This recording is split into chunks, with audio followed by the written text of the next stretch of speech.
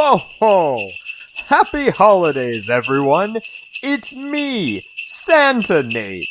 And this holiday season, we've got a special treat for you. Edenverse Volume 1 is on sale on Amazon.com for 99 cents. Buy 5 copies for the price of 1! Ho ho ho ho ho! Give them to someone you hate.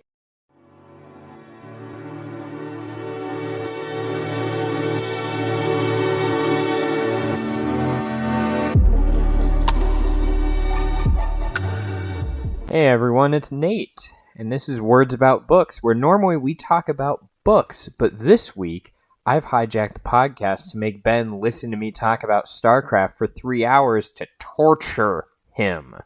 But I didn't want to torture you. So I've condensed this down to 90 minutes for the listener. If you want to continue to torture Ben, be sure to share this with all your friends because Ben says he will stream himself playing Starcraft if this gets 100 views in the first 90 days. Which isn't that much. We can do it, guys. Let's get him. Nate, please explain yourself. Oh, by the way, I'm Ben.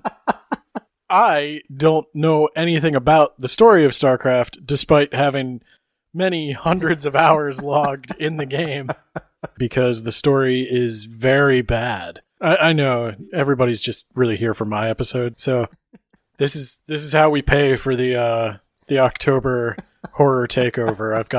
I'm contractually obligated to do like surprise episodes that Nate won't tell me what he's going to talk about. The story of Starcraft starts as all good things do.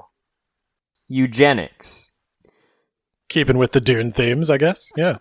So there are 3 races. We'll start with the first one, which is humans, or Terrans. There's like an evil United Nations has taken over the Earth somehow.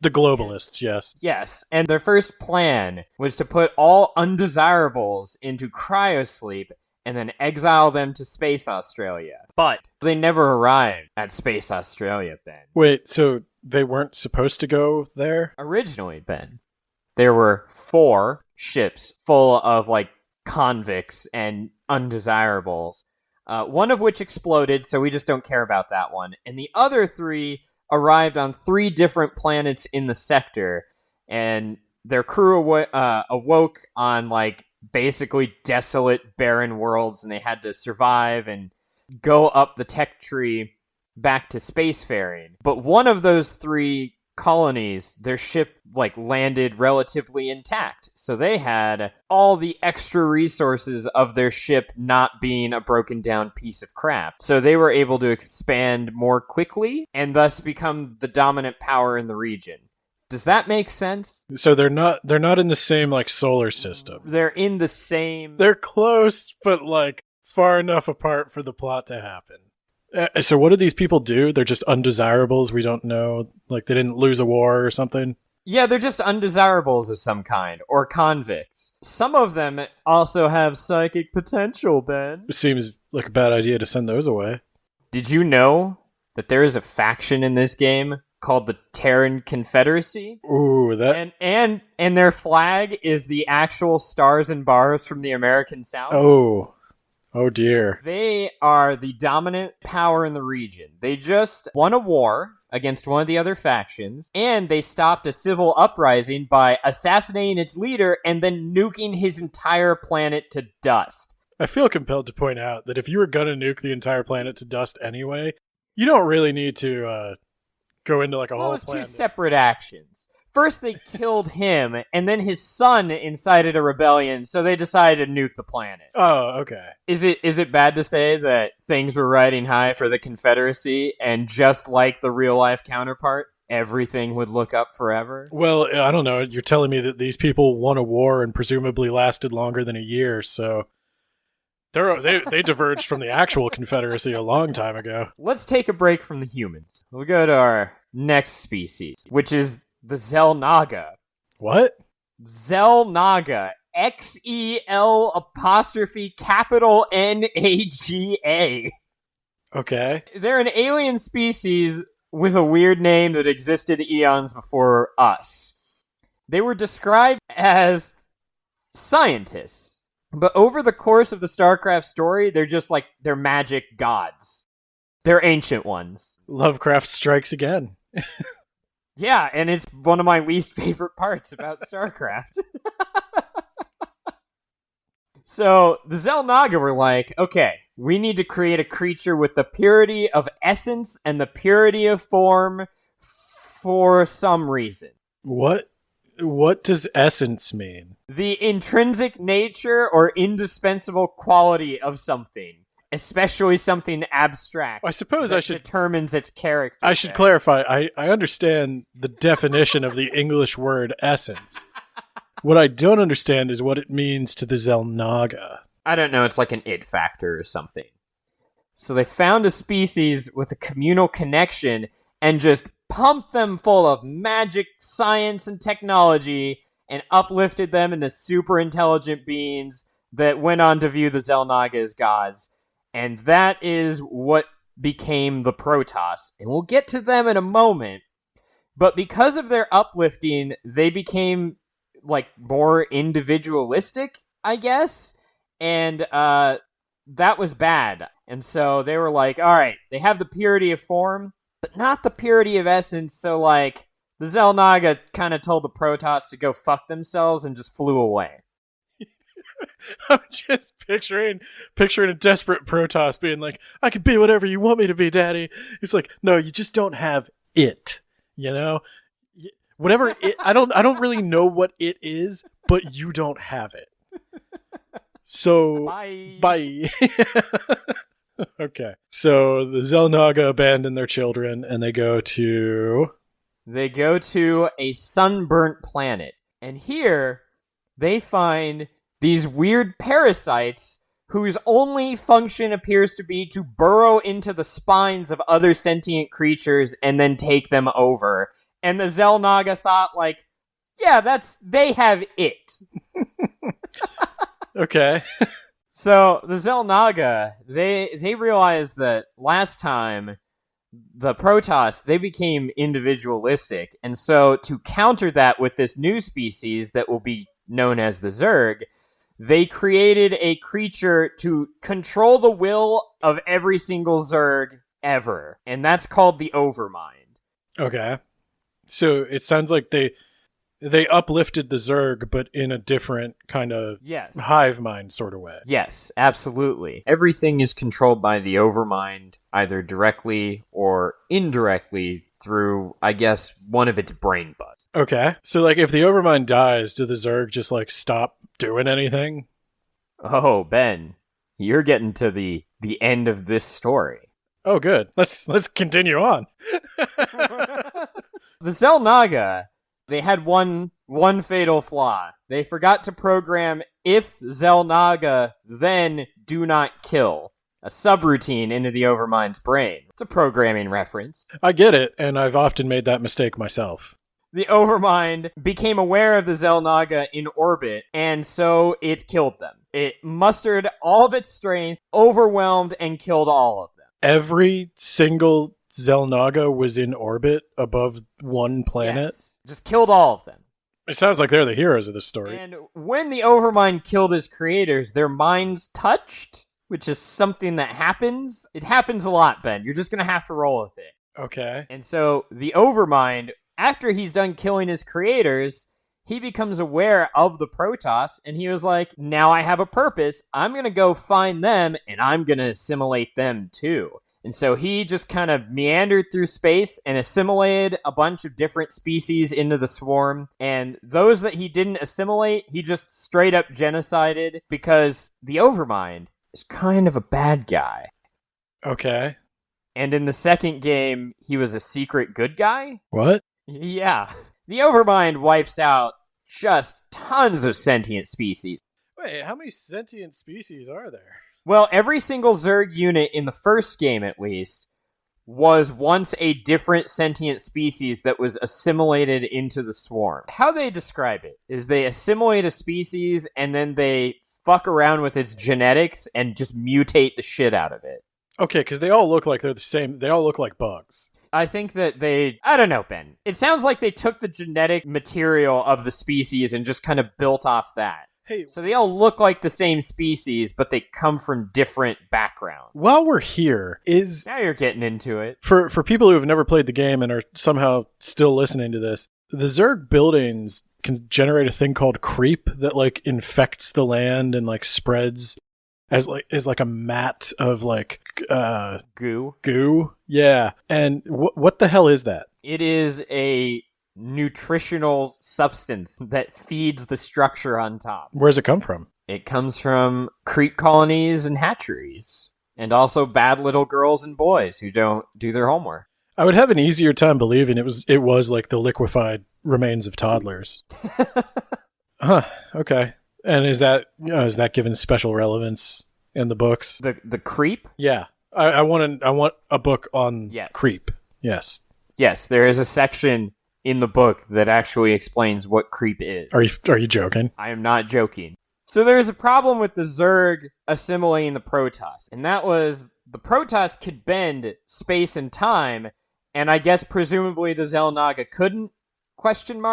So the Protoss are the mightiest species in existence, and the Overmind can't compete with them.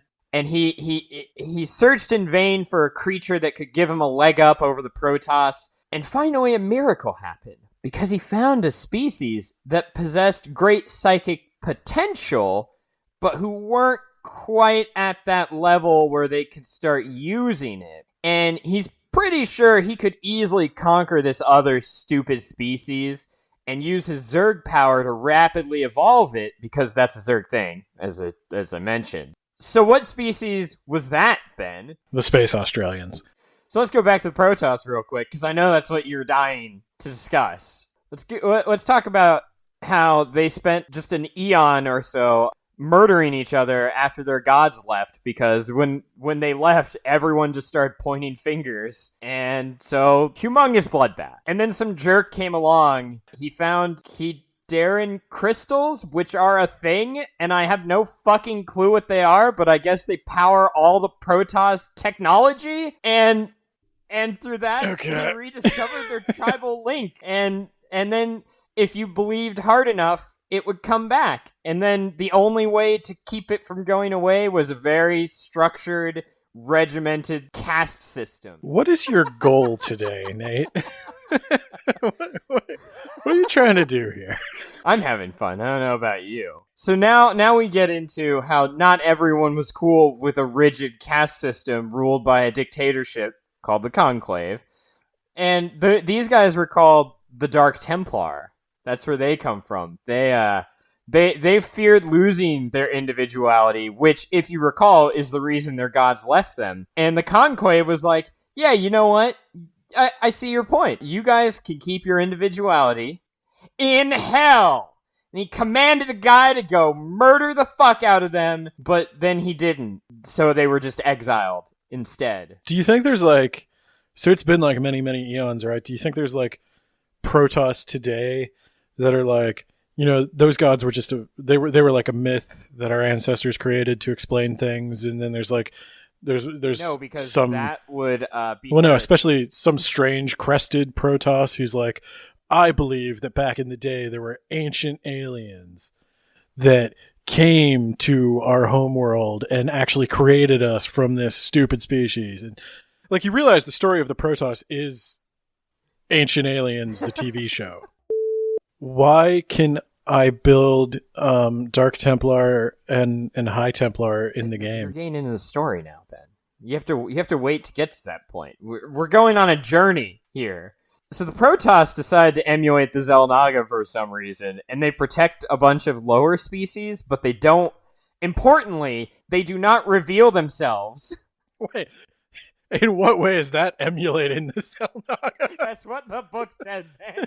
Okay. So, just on the edge of Protoss space are like these weird hairless gorillas who like they don't look like the same species as their females. That kind of baffles the Protoss and their level 5 space brains. So they didn't want to go introduce themselves because they just couldn't handle that. But more troubling was that there's this weird race of parasitic insects that are encroaching on that territory. Long story short, the Protoss figure out that the Zerg are there to eat everything and everyone. And so the Conclave does what it does best and says, go kill everything. Wait, they're gonna kill the humans and the Zerg? Well, the Zerg have already... They've started seeding the worlds ahead of their conquest. And so the Conclave are like, well, we can't really save them if we want to burn the infestation. Wait, what do you mean seeding the world? Seeding them with what? Spores. That do what? I think it makes it so that the soil and the atmosphere are more advantageous for them. Okay, and you can't undo that. You can undo that with fire. But I mean, like, if I were some sort of... Burning an entire planet to ash. Like, if I were some sort of technologically advanced race, I couldn't design some antidote or... Ben, I don't think you understand who the Conclave are or what they're about. Yeah, that's a safe bet. They are like, hey, you know what? We've got a problem, and the easiest solution is to just burn it. Well, the easiest solution would be to do nothing. But they don't want the Zerg to consume the humans. Why? Because then the Zerg would be stronger, Ben. So do they know the humans have psychic potential? I think they do. I don't think anybody's still listening to the podcast. Nope. We've got 0 people, but fuck you, Ben. All right. You have to listen. Let's go back to the Confederacy now. Okay. You're riding high. You just destroyed a habitable planet with nuclear missiles. Life is just amazing. And then out of nowhere, an alien fleet just, like, exists inside your territory. And it just annihilated the surface of one of your planets. And then you decide, like, okay, we need to scramble the best fleet we can find to stop this. An old man and, like, his 4 ships. Go get him! I don't know anything about him, so that could very well be the best. And then while you're dealing with that, you get reports that there's another alien threat, and, like, they're popping out of the ground and they're eating your family. So, Ben, you're in this crisis. You, Confederate leader Ben, what do you do now that your first attack has failed and 2 alien species are just beating the shit out of you? How many nukes do I have left? Not enough. You wasted them all blowing up that planet. Run away? If your answer, Ben, was send all of your populace into the wastelands so they would be easier to govern, then congratulations, that is definitely the correct answer. Wait, wasteland? Yes. Wait, what? like on the planet that's being attacked from space? So can't they just fly their spaceships over? The first planet was wiped out, and its sister planet in the same solar system is probably next. And, like, go into the wasteland, guys. Wait, no. Where's the wasteland in relation to where the people were before? It's on the same exact planet, but many miles away from where they were before. I mean, I guess I would tell them to do that to keep them busy. Like, I guess it's better than, you know, put your head between your knees and kiss your ass goodbye. Like, okay, that's viable. I mean, I was gonna say evacuate the system. We've got a ship that can travel for 50 years. Let's just pick a direction and move. Then the Confederates, like, they really need a win, right? Like, they're getting their asses handed to them. And wouldn't you know, Jim Raynor and his pals on this planet, they just destroyed a vital Confederate installation, incidentally, because it was, like, pulsating and it was growing flesh and it was a fucking creepy abomination. And you know how the Confederates can get a win from this, right? Arresting Jim Raynor for destroying this installation. Brilliant. I knew that's what you were saying. Who's Jim Raynor? So Jim Raynor is... I have a vague idea who Raynor is. Jim Raynor is the marshal of the Marsara colony. Oh, I didn't know that. I've seen his picture. Yes. And he is just trying to do his job as the marshal. And he argued that the entire planet would have been fucked if they didn't burn down that installation. And the Confederates are like, no, get in my prison ship. Is the entire planet good now? The entire planet is double fucked, actually, because the Confederates aren't doing anything, and, like, more Zerg just keep popping up day after day. And the Confederates basically just abandon the colony after they arrest Jim Raynor. Yeah, that's what I would do. But they also abandon all the people there. Are Zerg popping up everywhere at once? Yes. Yeah, that's what you... Yeah, run away. But do you run away and just leave the people? How feasible is it to evacuate all the people? Well, Ben, a guy named Arcturus Minsk, who is the leader of that little pissant rebel band, he manages to evacuate a large chunk of that colony. Oh, wait. Is he the one with the gramophone on the loading screen? Yes. Okay. I'm with you. But yeah, he offers to help out the people on the colony. And in exchange, they join his cause because they're like, man, fuck these Confederates. They left us all to die. I'm going with this guy. He seems pretty on the ball. To be fair, I've never been in a situation where fuck these Confederates wasn't the appropriate response. Minsk, he is the leader of the Sons of Korhal, which Korhal was that planet that was bombed into oblivion. It also got bullied a lot in middle school.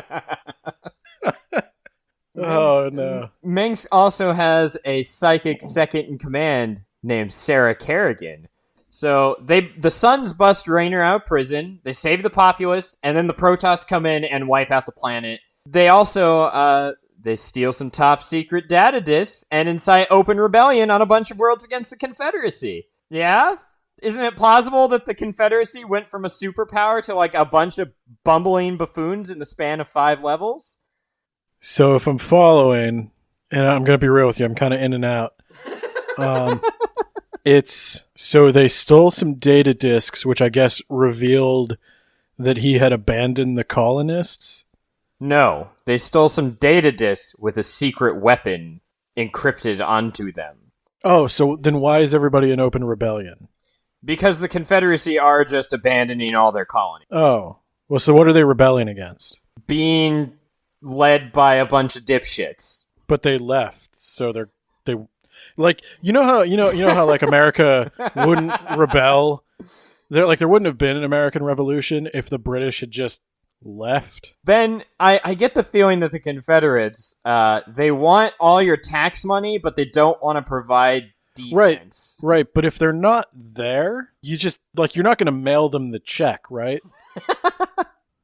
I think the Confederacy comes back, or no, actually, they're still there on one of these planets. So it makes sense. Prime. It makes sense for that planet to rebel. Yes. But the other planets could just kind of be like, independent now. Bye. They could. I mean, what are they fighting? Like literally, what are they fighting if no one's there to fight? Well, that's why we're going to a planet that actually has people there to fight. Oh, okay. On Antigua Prime, there are still Confederates there, and the Antigans are like, yeah, we need to be done with this shit. So they rise up in rebellion with the Sons of Korhal. All right. And during the course of this battle, the Zerg shoot down a ship of Confederate General Edmund Duke, the guy who has been harassing you the entire campaign. And Minsk decides, let's go save him, and turn him against the Confederates, which he does very easily. Okay. Yeah. That character I didn't know existed definitely had a real turn. I'm glad to see this arc for him. Yeah, he had a turn. He's still a crotchety old man, but now he's working for you rather than against you. I always like it when a bad guy becomes a good guy. So this will really add something to the story for me. The next step of the Confederates' brilliant plan is we're just going to blockade this colony so you can't escape. What? We're gonna blockade the colony, Ben. How? with the ships that they haven't been using at this point, and I don't know why. Okay.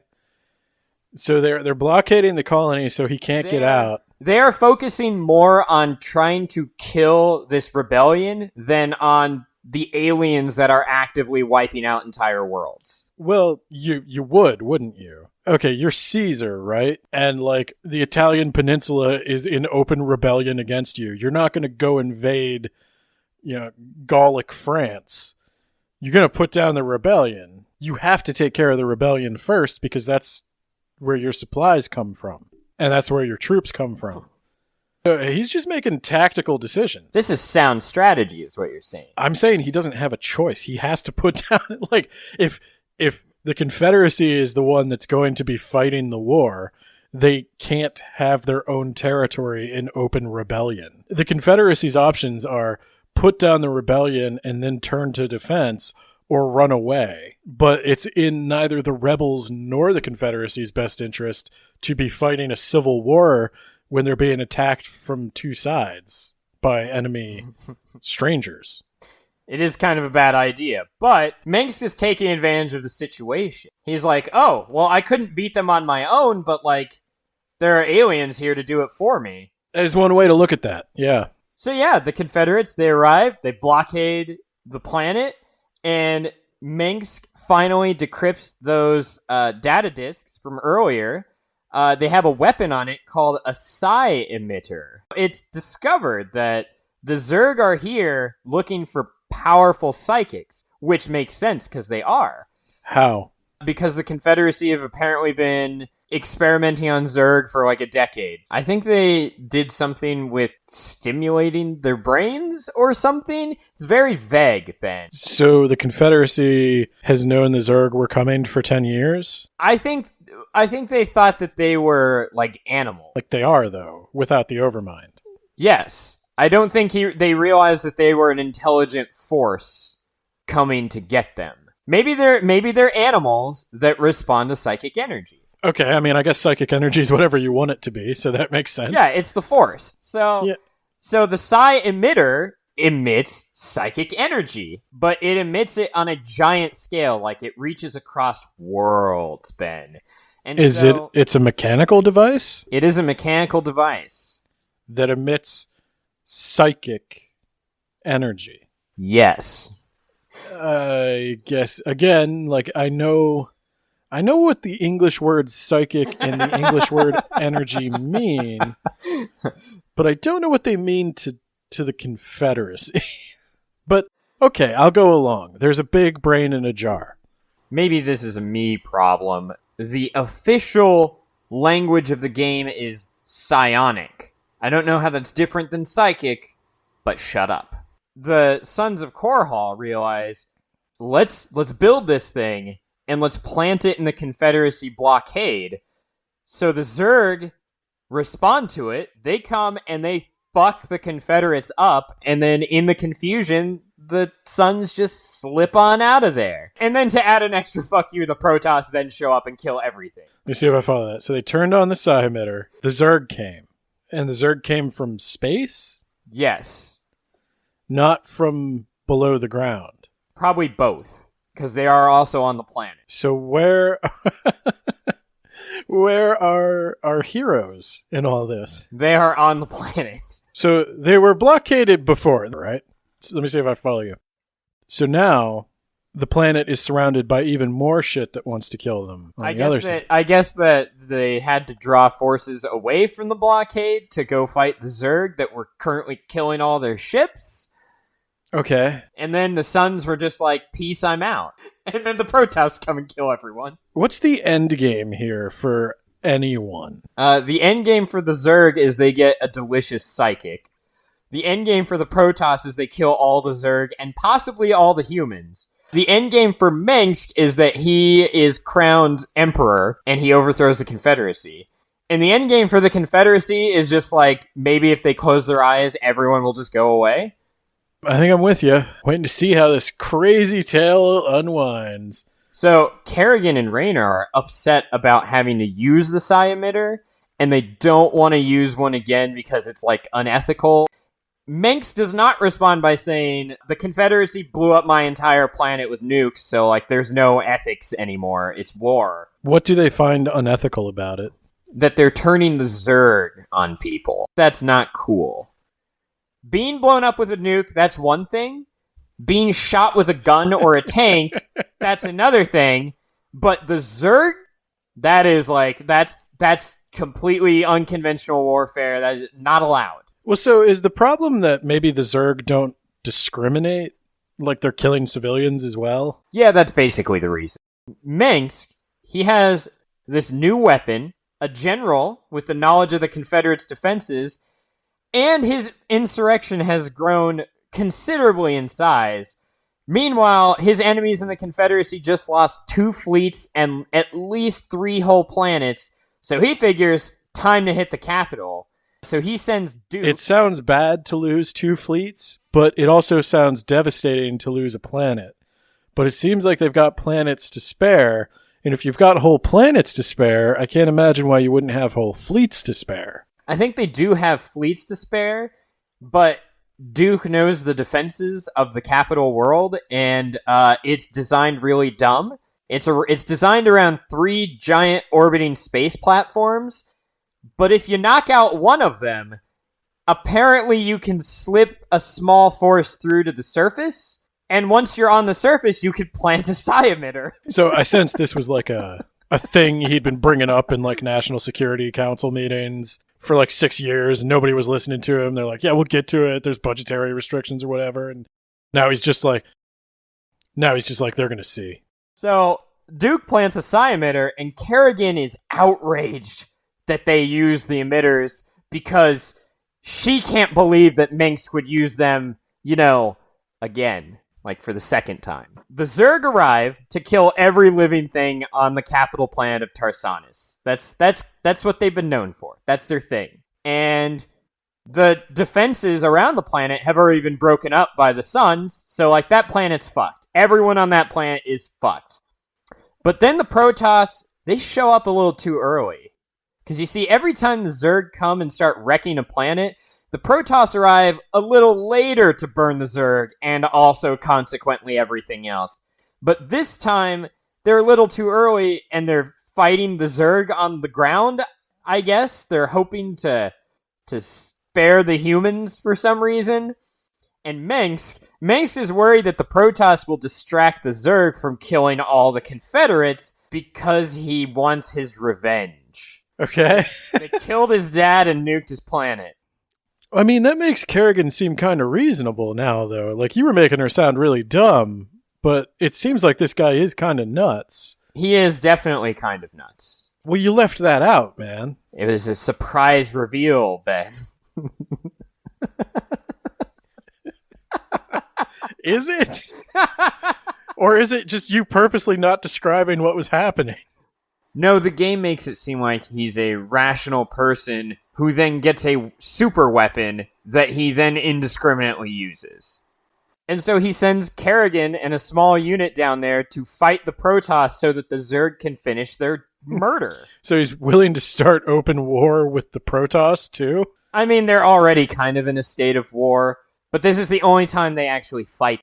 We've got to stop those fucking Protoss, or else the Zerg can't finish killing all the Confederates. Okay. I just want you to know, like, as you're telling me this story, I'm, like, sinking lower and lower into my chair. And I'm now almost entirely horizontal. And the mic is straining to reach. So planned. I'm just telling you, you got maybe like another 20 minutes to to wrap this up. Yeah, you just bring that mic down to the floor, man. Oh god, okay. So Kerrigan does her job, and then Mengsk just betrays the shit out of her. She's like, hey, we need some evac. And he's like, bye! I've seen the cinematic. This is where she gets overrun with Zerglings. Yeah. And she gets the dreadlocks. She does get the dreadlocks. Nice. Raynor takes exception to this. It's not explained in the first game that they had a romantic relationship, and a lot of people that I saw online took exception to that, but I can buy it. I mean, they only Did they? Did a lot of people take exception to that? Yes, actually. Why? I don't know. On what basis? Are you fucking telling? She's the only woman in the damn game. Oh my god. Well, when he finds out that this happened, he and a bunch of guys break away from Minsk. It's like he was pretty pissed off about it. So we're doing a triple civil war now.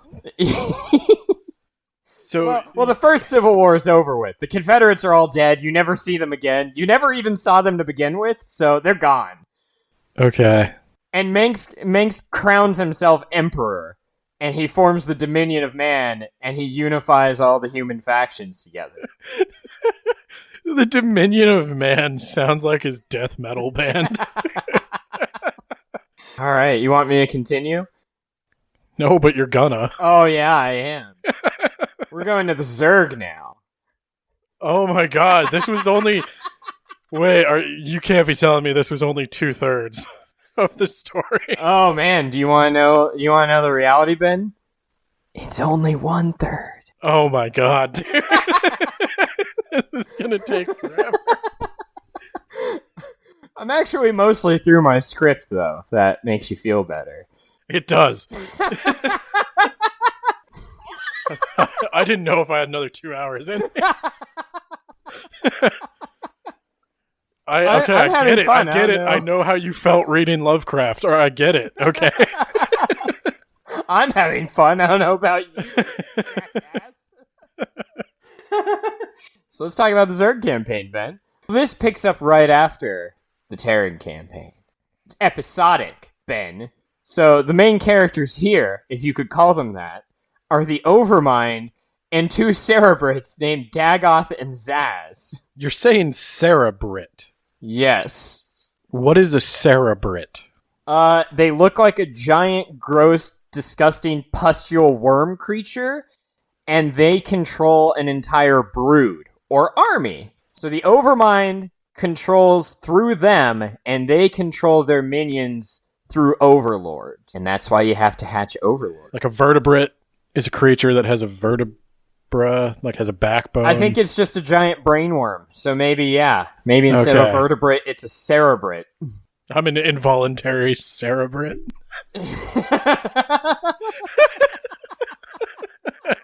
I guess you would be if I forced you to sit down and play the campaign, right? Dude, I've tried. So the Zerg are doing the thing. Yeah, they just got a really good prize. It's a powerful warrior inside of a chrysalis, so they relocate to a safer planet, which is a volcano world. I guess it's safe for them, not so much for their enemies. It's Mustafar, right? Yeah. And then Obi-Wan's going to get the high ground. And yeah, except they call this Char. I called it Hot Place. So, psychic power pours out of the chrysalis, and it draws the Dominion and Jim Raynor to it, so the Zerg have to do what the Zerg do best and proceed with the slaughter.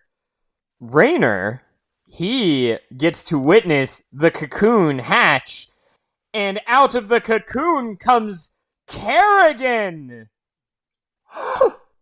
But she has dreadlocks now. Now she has dreadlocks and claws. She doesn't have high heels yet. That comes in StarCraft 2. Okay. So she's not as intimidating. Right, exactly. So what did the cocoon do? I guess that was her... It infested her? They were messing with her DNA? Yeah, a Zerg virus of some kind that turned her into a Zerg. So they didn't know if they wanted the Zerg to be like insects or zombies. Little of column A, little of column B. Okay. Mostly insects, but with a little taste of zombie thrown in for added protein. Okay, so she's Zergified now. Yeah, and she's all about revenge and murder. I mean, it sounds like everybody is, so... So she taunts and bickers with Zaz. Who the fuck is Zaz? Or Zaz, I guess. The Cerebrit. That guy, that memorable character. It doesn't matter. He's about to die, Ben. She's fighting with a worm. Can it talk? They talk to you. Okay. They have their own distinct voice and personality, Ben. Which is why it's so tragic when they die. Okay. So what are they arguing about? Politics? Mostly, she's like, I'm gonna do what I want. And he's like, nuh-uh. And she's like, I'm gonna stab you if you ever say that again. And then she does what she wants anyway. Does she stab him? No, that's someone else. What? So once Kerrigan awakens her full Dragon Ball Z potential, she senses that the Protoss have been here all along.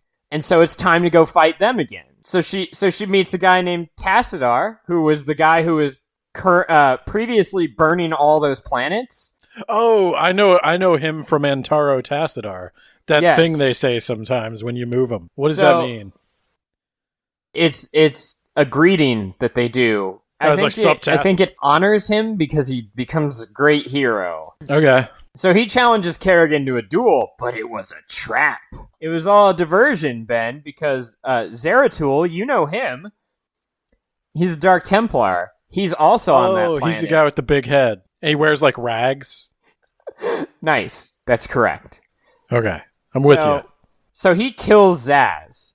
And earlier, I guess I didn't mention this. That's my bad. The Overmind can just bring the Cerebrids back to life. But not this time. The bug zombie thing, they really... They call it reincarnation. Yeah, that's not better.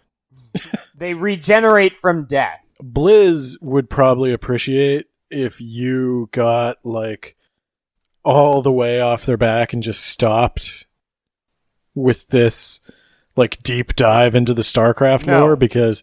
Absolutely not. You want me to stop? They clearly turned this in the night before it was due. Well, like, Blizzard does have this thing that they did, which is all about fallen heroes. You have Kerrigan, Arthas, and like everyone in the Diablo series. That's like their thing.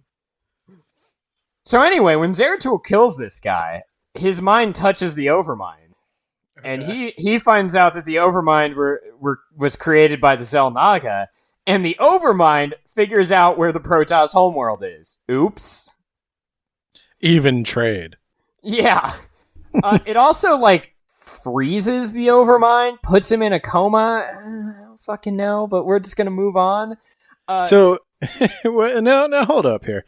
So, in this world of psychic powers and people, like two races scorned by their creator, two beings of this race have a moment of just perfect communication where they instantly know everything about one another, and it changes nothing in their dynamic. They still just want to kill each other.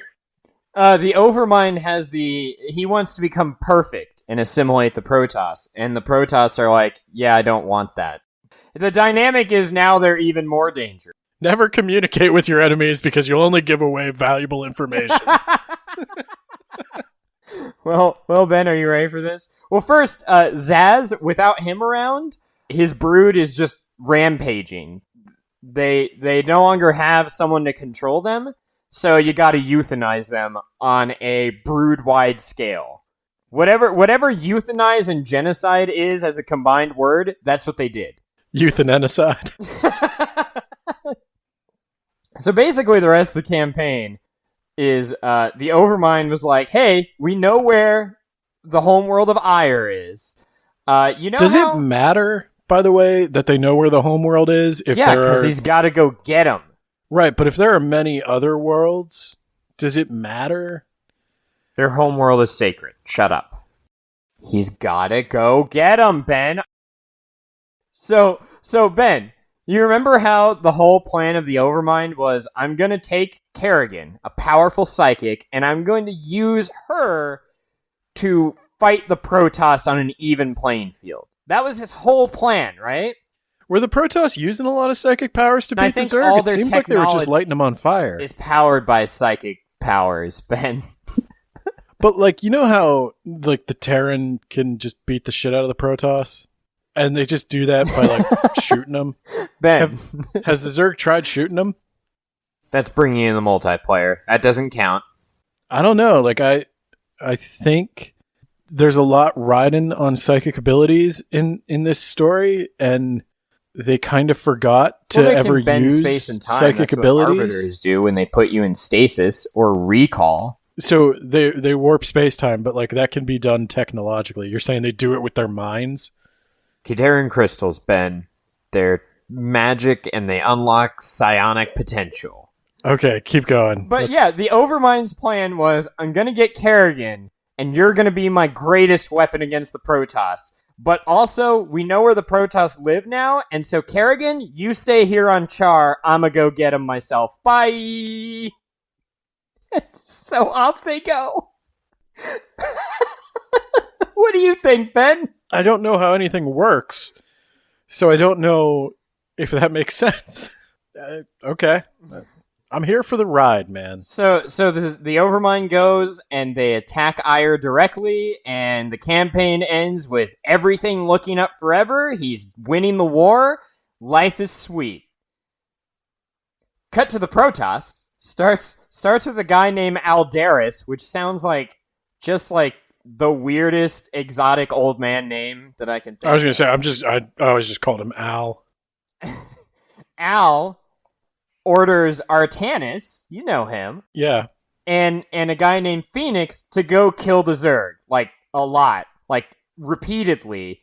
And eventually you get a call from Tassadar, and Al is pissed off because Tassadar went AWOL, and now he's calling Collect from 20 light years away to talk about how he met some really cool heretics on Char. He's like, I know how to defeat the Zerg. You gotta kill these things called Cerebrits. I learned it from those heretics that you guys hate. And so they go and they try to kill Cerebrit. Who are the heretics? The Dark Templar. They were there? The Dark Templar killed Zaz on Char. I thought Kerrigan killed Zaz. No. When did Zaz die? Kerrigan was fighting Tassadar, and that was a distraction so that the Dark Templar could go kill Zaz. Oh. So is Tassadar a Dark Templar? No, but he learned how to use their energy and the High Templar energy, and that's why he can shoot an energy bolt. Okay. So Phoenix and Artanis, they kill a Cerebrit, but then they witness it being reincarnated before their very eyes. And then Tassadar gives them another call and is like, oh yeah, actually only Dark Templar can kill them. My bad. Click. Why? Because the Dark Templar use an energy drawn from the void of space that is similar to what the Overmind uses to communicate with the Swarm. And so killing them with that energy makes them impossible to be brought back to life. Okay. So there's a cinematic where Phoenix, he has, you know those blades that the Zealots use to attack with? Uh-huh. Apparently they have like a battery because it goes out and he gets killed. Oh, it's not. It's the dumbest cutscene in the entire fucking game. Okay. Why are we doing this? So the Zerg are everywhere, right? Everything on Ire is on fire. And you know the meme of the dog in the house, where like everything in the house is on fire and he said, this is fine? Yes. Yeah, that's Aldaris at this point. He thinks that they're winning this war. Okay. So many of our listeners don't know this, but Ben is actually a 5-star Rear Admiral General in the Space Force. So Ben, I'm going to pose a question to you. Okay. So you're in a war. Do you also want to go start a civil war? With, like, my own people? Yeah, simultaneously. So Tassadar, he's on Char, right? But, like, he's convening with heretics, and, like, maybe you could spare a few fleets to go get him. Why do I need to spare, like, whole fleets? Maybe just a fleet. Why can't I just send a ship? You probably could, but you're not gonna. You're gonna send at least a decent amount of troops to go get him. You know, we're taking the angle of analyzing this from a story perspective. They didn't take the angle of writing it from a story perspective. So would you 5-star Rear Admiral General of the Space Force, Ben, would you go start another war while you're embroiled in a war? It would not be my first choice, no. Well, that's what this guy does. He sends Artanis to go find and bring Tassadar to justice. And Tassadar's response is like, are you fucking kidding me? Like, you guys are getting the shit kicked out of you. Also, Jim Raynor is there. He's always there, Ben. Okay. So, Tassadar appeals to Artanis. He's like, hey, maybe leaving your home planet to burn in order to arrest a guy stranded on a different planet is like a really dumb idea. And like, maybe you should stop listening to people who would give you such stupid orders. Let's instead go find the Dark Templar because they can kill the Overmind and we can win. So that's what he does. It's a pretty easy convincing. Okay. So you go rescue the Dark Templar, and you return to Ire to find Phoenix is inside of the life support Dragoon robots. And then you fight a civil war. Okay. All right, now follow this, Ben. You need to have 10 missions in this game. Okay, 10. You can't have less. In mission 7, you fight a civil war. Okay? And Tassadar is like, at the end, after killing everyone, he's like, I can't stand to see my own brethren killing each other. If this will stop the civil war, I'll give myself up to the Conclave. And then in mission 8, you gotta rescue him from the Conclave. Even 9-year-old me thought that was stupid. Kind of makes his sacrifice less meaningful. Kind of makes it seem like he knew they might just rescue him. Yeah, actually, Zeratul disappears after the 7th mission, and they're like, I don't know where the fuck those guys went. And then he appears at the end of the 8th mission to rescue Tassadar. You're getting 10 missions, god damn it! Okay. So are the Zerg still attacking them? Yeah, now they're going to turn their attention to the Zerg. Boy, it seems like a lot of time has passed. Time flies when you're having fun, Ben. Alright. The final battle has come, Ben. The Protoss have destroyed 2 Cerebrits to open the path to the Overmind. The plan is to use Dark Templar energy to kill the Overmind. There's a heroic speech. Everyone is all in on this. Aldaris even calls you up and goes like, yeah, you were right all along. We saw that you killed the Cerebrits. We were wrong. You were right. So anyway, from a gameplay standpoint, this final mission is a one-sided ass-kicking where you fly in with double maxed out fleets of carriers and battle cruisers, and you just wipe the whole map out. But from a story standpoint, this is supposed to be an epic struggle, and it looks like the heroes aren't going to win. So Tassadar has to sacrifice himself. Okay. So, yeah, after you kill the entire map, he's like, oh, shit, looks like we're not going to win. But here's the plan. I'm going to channel all the dark energy into the hull of my ship. That's something I can do. Stay with me. And I'm going to ram this ship right up the Overmind's giant eyeball-shaped asshole. And so he dies, and the Overmind die, in the most epic cutscene that the year 1998 could muster. And then the end credits play. Thank God. And they're pretty optimistic credits, ready? It talks about how the Protoss have only their lives because their world has been devastated utterly and completely, and soon they will pray for the sweet embrace of death. What? Oh my God. And elsewhere, Kerrigan is on Char like Mr. Burns, sitting at a desk with a folder open titled My Evil Plan. Because, Ben... God, I thought you were going to say Mein Kampf.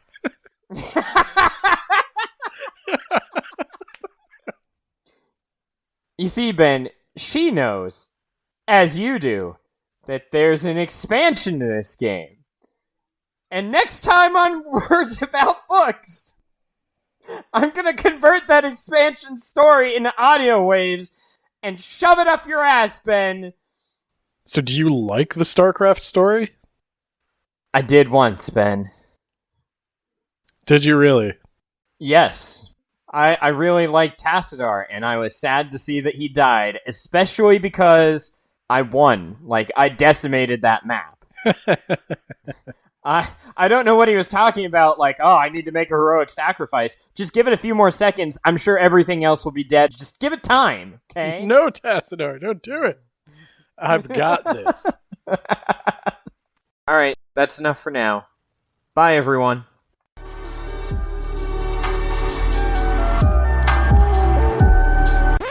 I'm just fucking kidding you. Brood War starts now, baby! Our story picks up with the Protoss in the ruins of their homeworld. Which was... Iron. That's right. Ben, do you remember the Conclave? The Protoss governing and religious body? Oh, yeah. Yeah, they're all dead now. All of them died off screen in between games. Don't worry about them anymore. Yeah, whoopsie. Yeah, except for Al. You remember Al. Oh, yeah. Yeah, so he's around. You've also got Phoenix and Artanis and Zeratul. Phoenix is a person? Those are all Protoss. Yeah, Phoenix is a person. I thought they were just a ship. You motherfucker.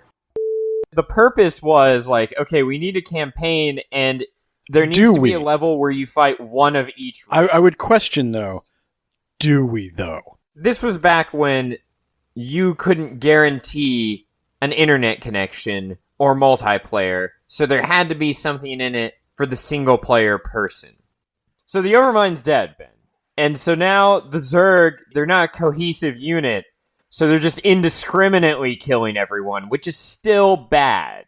But they should be much easier to defeat now. Well, the plan is to run away. Abandon the homeworld, like, it's lost. Oh, this is the go. Protoss. They want to abandon their homeworld. Yeah. The plan is to get the fuck out. But don't they have that very important crystal that enables them to get the fuck out? Like, isn't that crystal's never mentioned again?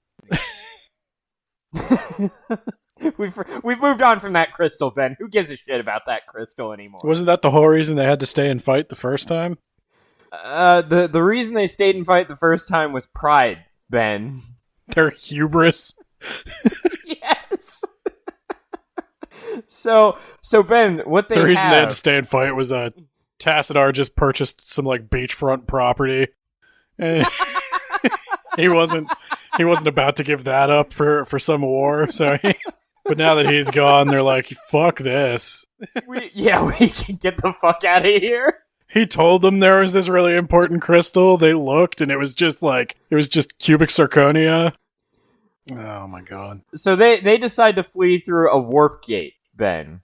Okay. This gate apparently leads directly to the Dark Templar homeworld, who I may remind you, up until a moment ago, were branded as heretics and traitors and were banished forever from coming back home. Why does this exist? It's amazing what needing to borrow money will do to change the dynamic of a relationship. So, Raynor and Phoenix, they stay behind. The fuck is Raynor there?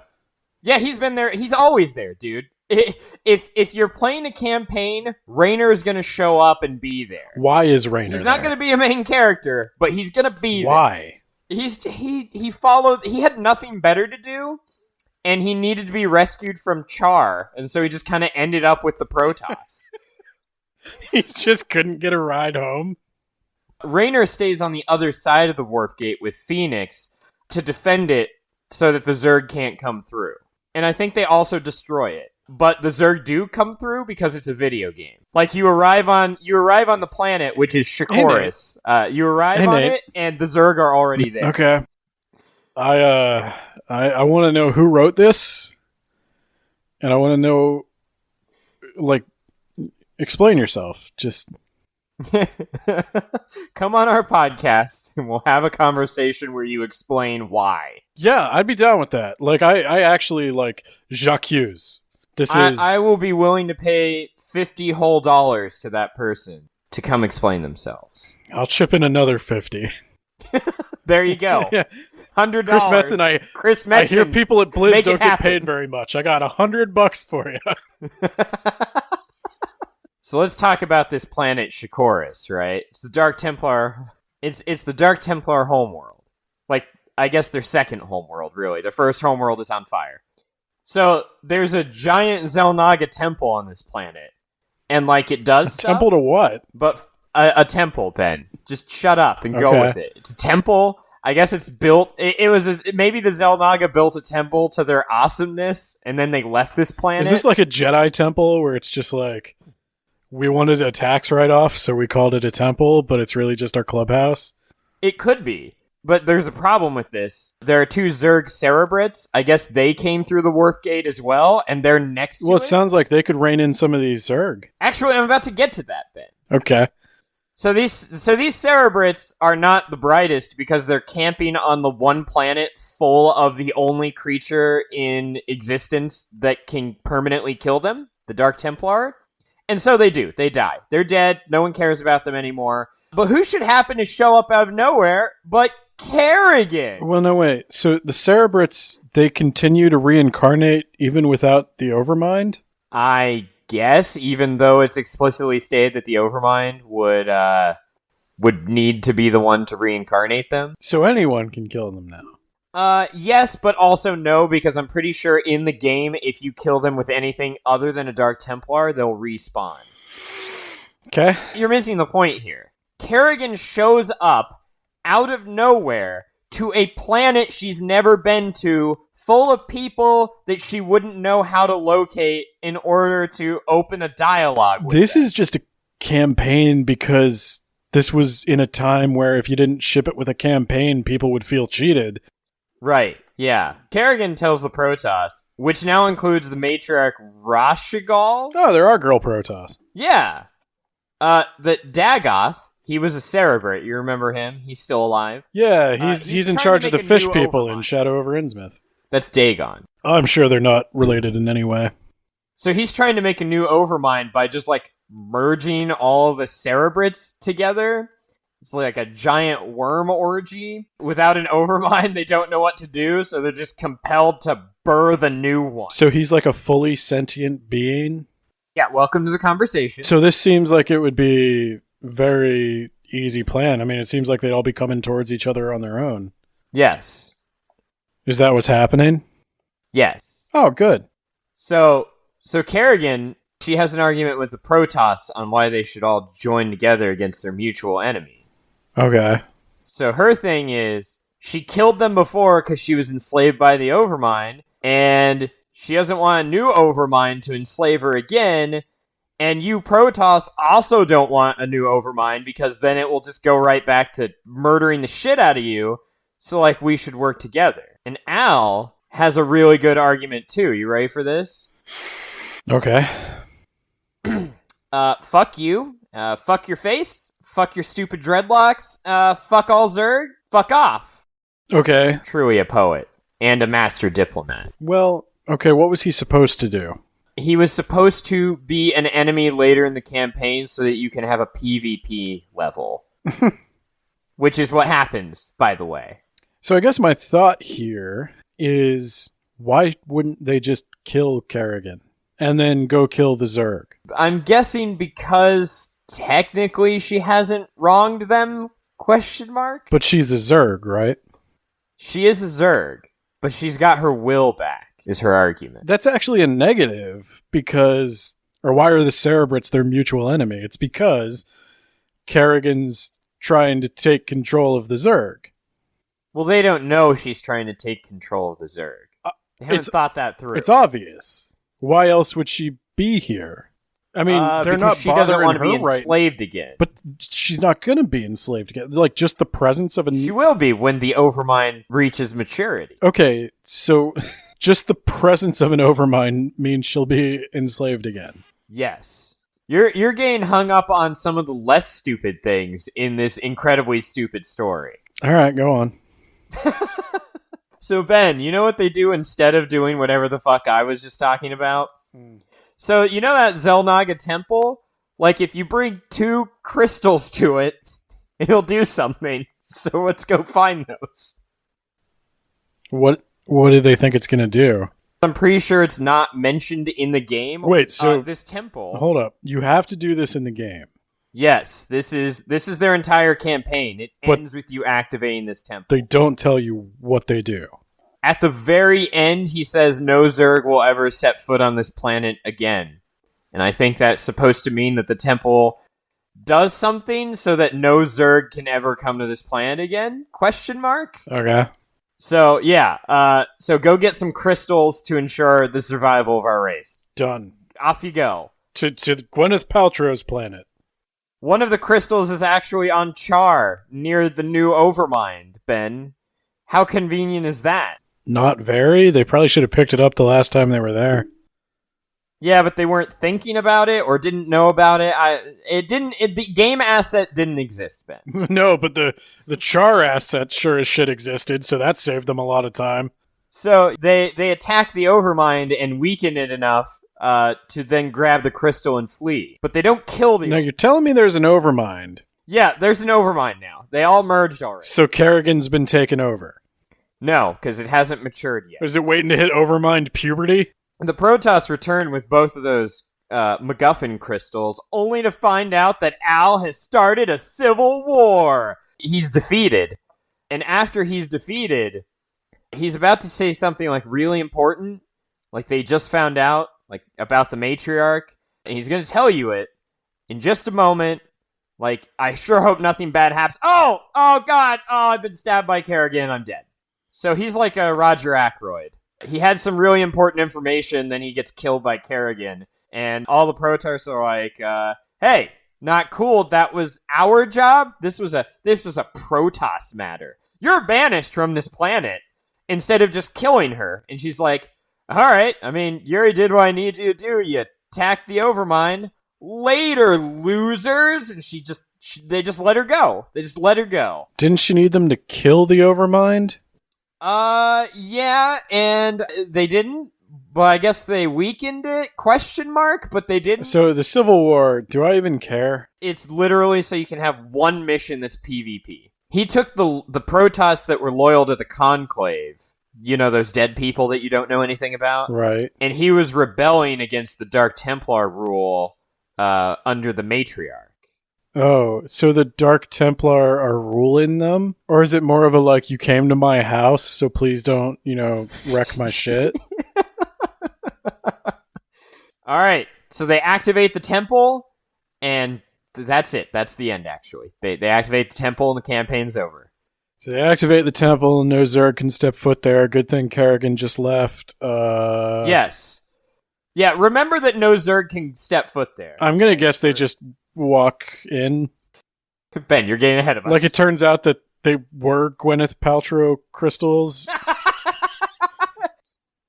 So now we're on to the human. And their campaign is kind of pointless, and you'll see why here in a moment. So this is from the perspective of the United Earth Directorate. Basically, they had been monitoring the Kaprulu sector somehow for like the last 70 years. They saw that there were aliens, and they were like, oh shit, we gotta stop this. And so they conscripted an army and sent it off into space to go stop it. Okay. So they don't like aliens.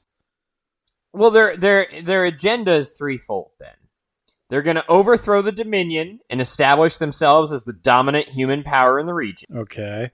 They are going to use neurostim drugs on the Overmind to bring it under their control, which is something you can do now. Okay.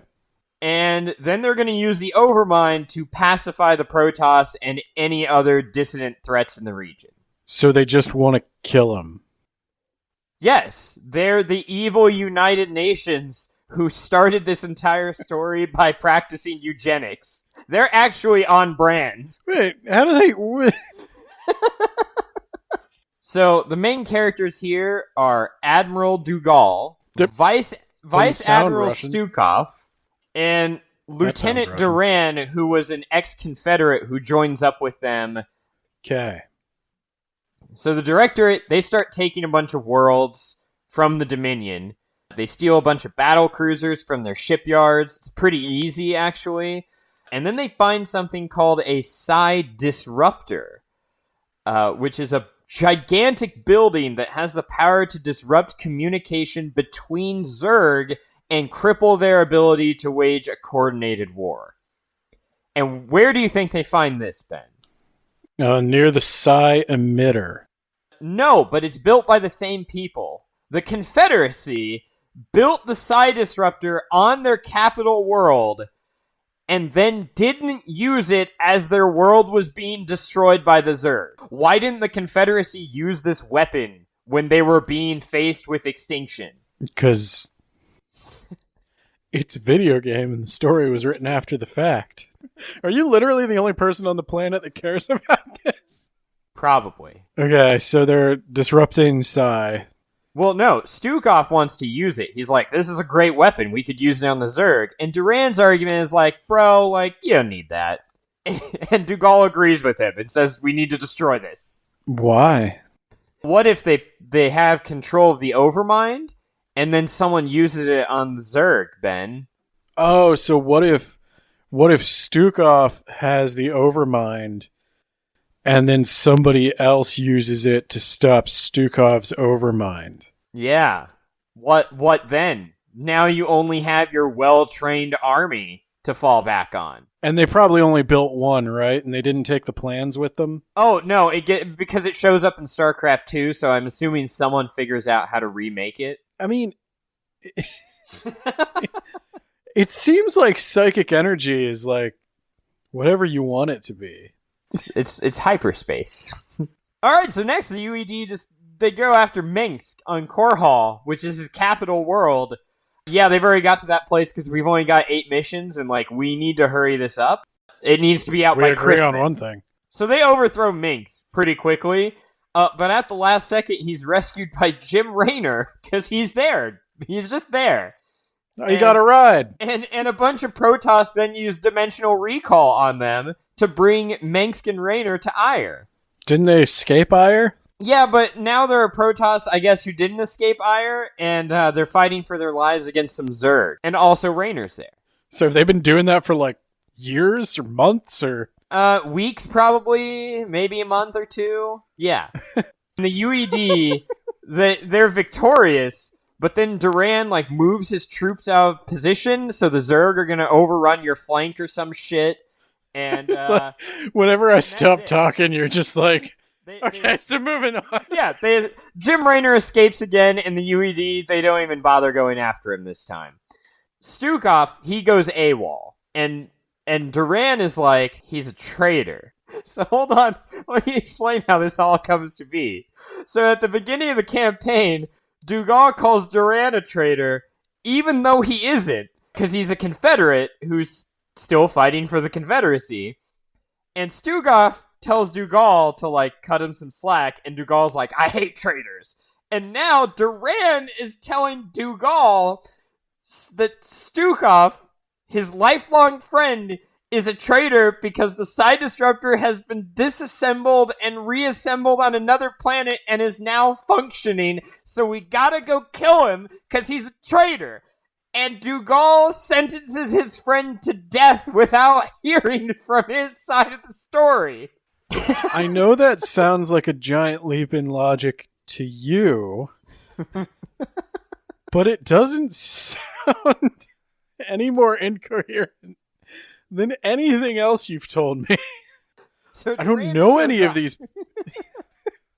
and he comes face to face with Stukov, who's like, we both know what you're here to do.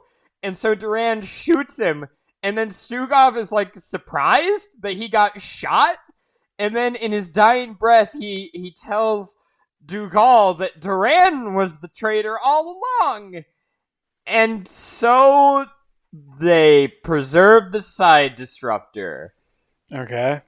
And then they use that to disrupt the Zerg communication over Char, allowing them to easily land on it, fight the Zerg, and pacify the Overmind, and thus win forever. All right. So now we're on Kerrigan's little campaign, and that wraps up the story for 12 years. What? I don't know who any of these people are. Quite frankly, I don't. So Duran turns out to be a Zerg, right? He's infested. What? But he looks like a normal human, Ben. He was inserted into the UED's ranks by Kerrigan to fuck him up from the inside. So she decides to strike an alliance with Jim Raynor, Phoenix, and Mengsk because the UED is the biggest threat in the region. Since when? Since the last campaign when they took over everything. They took over everything? Yeah, they won. They got the Overmind, and they beat Minsk. Oh, okay. And then the Protoss weren't doing anything? They're on their own planet. No one gives a shit about them right now. So Kerrigan has a masterful plan. Are you ready? Yeah. So the Psi Disruptor is preventing her from controlling her broods. And everything has descended into a brood war? She has broods? She did. They're all fighting each other now because the Psi Disruptor. Does everybody know she has, like, broods? I'm gonna say probably not. But even so, the UED, they're the bigger threat right now, right? So here's what happened. They're gonna attack the Psi Disruptor so she can get more control over the Zerg. And Mengsk is all on board for this because she'll help him get Korhal, his planet, back. And Raynor and Phoenix are like, she's probably gonna betray us at some point. But we'll address that down the road. Probably when you turn that Psi Disruptor off. You're close. So Raynor goes in with his little band of raiders, and they blow up the power plants, which are, like, not at all defended, and that knocks out the Disruptor temporarily. Why does Raynor have a band of raiders? Because he broke off from Mengsk. How does he pay them? By raiding? So then Mengsk lends Kerrigan one of the Psi emitters to draw Zerg to her so that she can control them. And then she uses those Zerg to wipe out the Psi Disruptor, so that's one thing down. And then she goes and she knocks the UED off of Korhal. That's two things down. Good deal. Yeah. And then she betrays her allies, like immediately. Like as soon as she knocks them off Korhal, she just turns on them on a dime. Yeah, because they're not disrupting her Psi anymore. Yeah, I think that either they're really dumb or... Safe bet. Yeah, or they thought she's not strong enough to defeat the UED on her own, so she's not going to betray us just yet. That gives us a little bit of time. Okay. All right, so this is the whole reason. This one mission is the whole reason I wanted to talk about this whole stupid series. Oh boy. Because the second game actually fumbles this, which I know is saying a lot. But whatever. All right. So Kerrigan betrays her allies. She starts by first killing Duke. You know that general that Mengsk had? So she kills him, and Mengsk is like, what the fuck? You said revenge wasn't a factor. And she's like, yeah, I lied. I actually hate you. But unlike in the second game, they're not growling angrily at each other. And basically, she's not going to kill him. So picture this. Mengsk is building a sandcastle on the beach. Kerrigan's just going to come over, kick that over, and give him a wedgie until he cries, and then she's going to leave until he starts building another castle.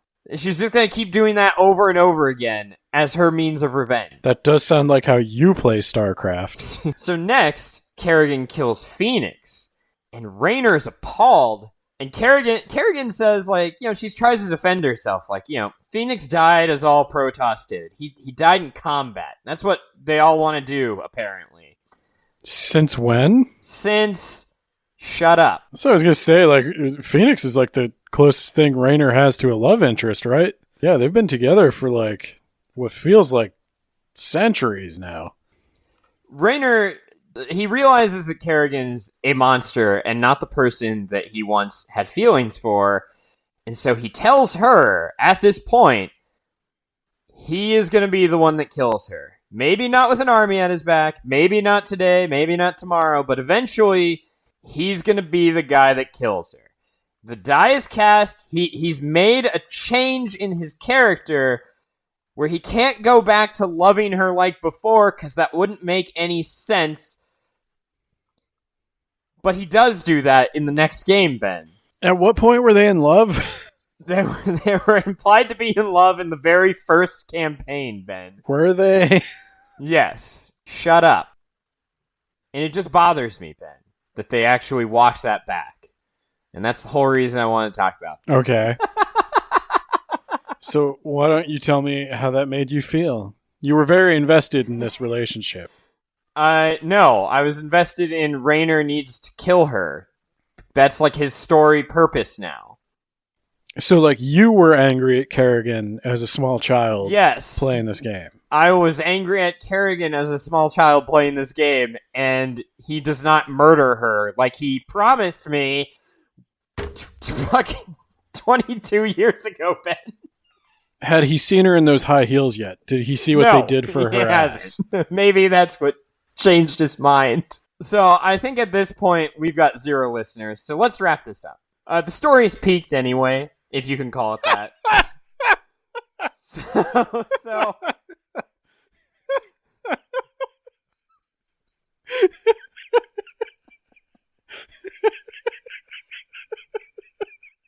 The story's peaked anyway. I've broken you. As a writer or as a storyteller, has this influenced you? I mean, it seems like it was very important to you at one point in time. You can obviously acknowledge that there are deep flaws in the story, but I guess when you were a kid, you were less critical. So has this like shaped your attitude towards science fiction or storytelling or writing or? Mostly the what do you call it? Like the threshold moment or the die is cast moment where a character has decided on a course of action. There's no going back. So me as a writer, I know I've got to follow through on that, or some jackass is going to come on a podcast in 22 years and start calling me a hack fraud.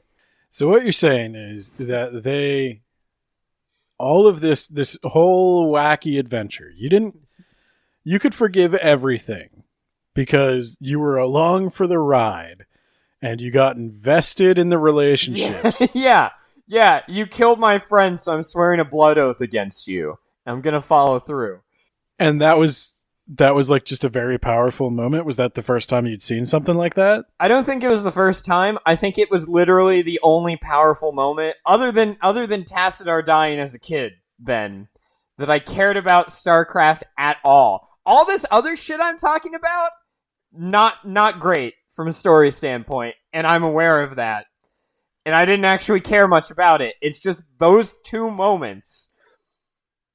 And that's why you've had to listen to me talk about StarCraft for 3 hours now. No, I guess I wanted to talk. I'm trying to think of like, there's something here from a storytelling standpoint. And really that's what we do at Words About Books. Is we analyze books, we analyze the craft of writing a little bit, but it's really about storytelling. And for some reason, this gripped you. And I guess I'm just trying to figure out, there's something of value here, Nate. And I'm trying to get at it. I'm trying to understand how this story makes such an impact on a young Nate. Did it have anything to do with, did you really enjoy the gameplay? I was terrible at StarCraft for the longest time, and do you want to know why, Ben? I did not like marching my soldiers to their death. So I tended to avoid combat. You felt guilty? I didn't like my guys dying. Please, please describe that feeling. I didn't want to march my Marines in to attack, so I didn't. I gotta psychoanalyze. What did you feel when you thought about marching them?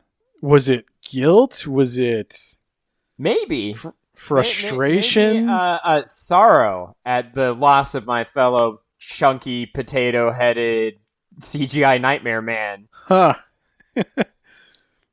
So, do you think that, like, having to participate in all these battles, like, actually primed you to be somewhat emotionally invested in whatever bullshit scenario they concocted around it? It might have. Like, you actually felt like you bled for this fight. And, like, you marched men into combat. And Kerrigan's just going to do you like that. Yeah, actually, one of the mission's objectives said kill Phoenix, and I was like, oh, I don't want to do that. And so I typed in a cheat code at first to just skip the level, but then eventually I had to go back and do it. This is why we're here. It took a while to get here. But this is the value. In all seriousness, I don't share your attachment to these characters, but that is very much the power of video games as a medium, where even if you only have one choice and it's to push a button, if the game waits for you to push a button and you have a secret choice of, I can just turn this game off and not push this button, or I could push the button and see what horrible thing happens out of my own morbid curiosity. Like, you eventually push that button, and you're manipulated into feeling some of the guilt for the consequences thereof. So this actually got you emotionally primed to be receptive to this story, that if you had sat there and listened to it as I have, you would probably react to it in the way that I have. But because I haven't played the game, I haven't like struggled and fought for these victories, I don't get it. But you were there. I was there. You were there when Kerrigan killed Phoenix. I felt that. And it's stayed with you for 10 years. You've been hanging on to this pain for 22 years. And you felt like you could share it with me, which was a mistake. This right here, this emotional journey we just took, that's the reward for anyone who stayed. You're welcome. You learned a little bit about Nate today. Well, Ben, we haven't finished yet. Do you want me to finish real fast? There's more? There's more. Because the UED aren't done yet, okay? She needs to go kill that Overmind. In case it matures in the next 100 years? Yes, but the problem is only Dark Templar can kill the Overmind. So first she has to go to Shikoris to kidnap the Matriarch in order to hold her hostage so that Zeratul will kill the Overmind. Well, let me tell you something, Ben. Did you notice the flaw in this plan? They shouldn't be able to go to Shikoris, Ben! That's the whole point of that Protoss campaign with their stupid fucking temple! It turns out, well, that's when the Dark Templar found out their whole religion was a lie. Zeratul kills the Overmind for Kerrigan, and he demands the Matriarch be released back to him, but she doesn't want to go because she is also infested, Ben! They're not supposed to be infested. Like, the Protoss can't be. That's like a rule? Oh, that would have been a hell of a twist had I known that. Yeah. And also, she doesn't look like a hideous Zerg creature the way that Kerrigan does. Like, Kerrigan is obviously not human. The Matriarch looks the same. And Kerrigan was like, I infested her before you guys even showed up. Somehow. Even though, how the fuck would I have known where to find her? How would I have gotten there first? There's so many I can't, Ben. It doesn't make any goddamn sense. So Zeratul kills the Matriarch because he can't figure it out either. And Kerrigan lets him live. And it ends with Kerrigan defeating Mengsk, Artanis, and the UED in a 3-on-1 fight. Oh, and also Zeratul's in a secret mission. He finds that Duran is actually an alien who works for a higher power, and he spliced the Zerg and Protoss together into a hybrid, and that will be in the sequel. Goodbye! The end.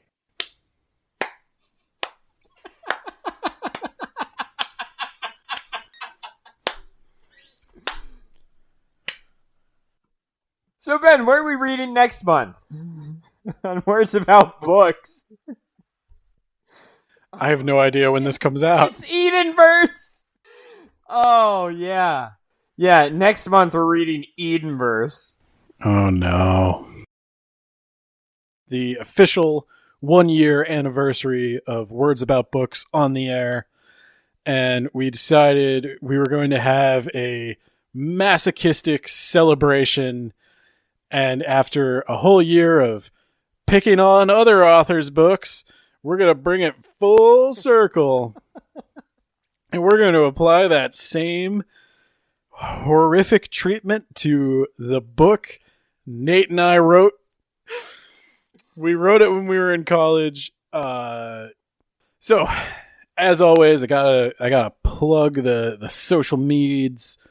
That's what we're calling it now. So you can check us out on Twitter at WAB Pod. You can check us out on Goodreads at the Words About Books podcast. And if you're feeling frisky and you like video games, and God knows you must if you sat through this whole episode, check out our friends at Words About Games. They are available wherever you get your podcasts, wherever you found this one. So check them out. Check us out. Talk to you later.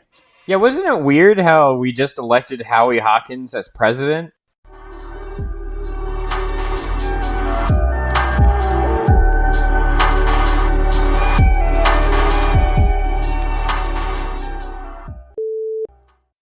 If you were a big fan of this episode and you want to see the full 3-hour episode, we do not have a Patreon, but we will accept a check or money order. Please make that out to Words About Books and send it to 31500 Arizona Avenue Street Court.